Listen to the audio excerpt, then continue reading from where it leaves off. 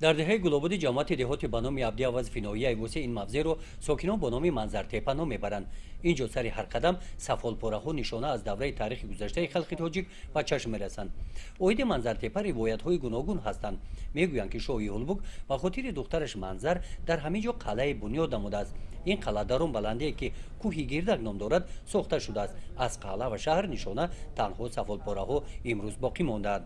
ки ба асрҳои 6-3 пеш аз милод тааллуқ доранд, чунки мо медонем ки наҷоти мо ориёиҳо ба ду қисм ҷудо шуда буданд. дар давраи ориёи турӣ чорводору зироаткор иҷа асосан ориёҳои зироаткор гуфта барои ама раҳмати ҳафизе мегӯяд ки дар ҳамин кӯҳи гирдак аз ҳамин ҷа аз қайнар ревозира об мерафт ба қалъаи чира. инҷа қалъаи ду қалъа ҷойгиштагӣ буд дар эмомалию дар иҷа мегӯ қалъаи дигар дар ҷа қалъаи асосӣ ки аз ҳамин қайнар ове ки ҳозир ҳастай ба воситаи қубурҳои сафолӣ ба уҷа мерафт дар ҳавз кардагӣ буд дар даруни ҳамун қалъа ҳаминҷо соф мекарданд баъд ба аҳолии деҳот тақсим карда мешуд. дар манзартепа солҳои 80-уми асри гузашта зери роҳбарии бостоншиноси тоҷик эркинои ғуломова ковишҳо гузаронида шудаанд. аз ин ҷо бисёр нигораҳои таърихӣ пайдо намуданд. дар он тадқиқотҳо ҳамроҳи бостоншиносон муаллими фанни таърихи мактаби деҳа давлат ҳафизов ва шогирдаш сайдакобир мирзоев иштирок доштанд. ин кӯзача ки аз ҷониби давлат ҳафизов аз манзартепа ёфт шудааст имрӯз дар дасти ҳамсараш нигоҳ дошта шудааст. гувоҳест аз таърихи кӯҳан доштани манзартепа. ин кӯзача таърихи зиёда аз 1000 сол дорад.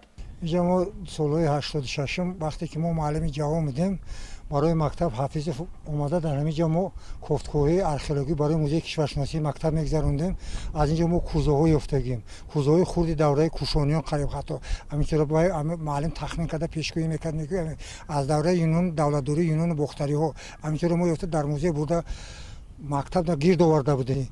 ҳатто чархаи ҳамун даврае ки наи чӣ мебофтанд ғӯзаи ҳамун даврара мо ёфтагӣ будем. ҳамира бурда дар мактаб монем. аз бас ки ҳами замона дигар шуду ҳеҷ чизора мо дар музеи калхоз дар ҳамун солҳои 86-90 бурда сипордем амино ҳозир нестанд. давлат ҳафизов имрӯз дар қайди ҳаёт набошад ҳам аз ӯ навиштаҳои зиёд дастхатҳо оиди таърихи манзартепа дар ҳаҷми зиёда аз 3000 саҳифа боқӣ мондааст. муаллим тӯли 10 сол оиди манзартепа маълумотҳо ҷамъоварӣ намуданд, бо олимон кор карданд. барои хизматҳои арзанда дар ин соҳа бо ифтихорнома ва грамотаҳо қадр карда шуданд. аммо навиштаҳои муаллим давлат ҳафизов дар бораи таърихи манзартепа ба чоп нарасида ҳамон тавр монданд. кори нотамоми бобояшро хушбахтона наберааш розӣ аммо донишҷӯи курси дуввуми факултаи таърихи донишгоҳи омӯзгории шаҳри душанбе мақсад дорад идома диҳад.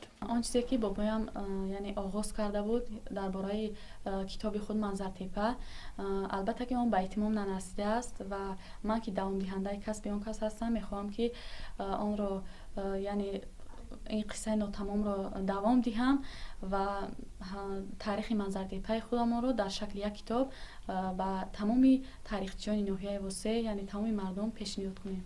از روی معلومات‌های جمع‌آورده دولت حافظов مساحت منظرتپا زیاده از 104 گکتار رو تشکیل داده با هولبوک زولیزر و سیاد برابر است.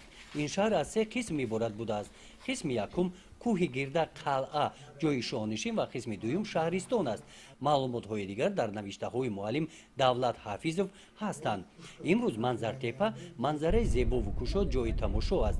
از این بلندی تمام ناحیه رو دیدن ممکن است. این موضع نوروزگاهی ساکنان جماعت دهاتی به نام عبدی‌عوضов گشته است. گزارش خواجه نظریف خدای نظر ظهروف از ناحیه واسه برای برنامه اطلاعاتی نوید.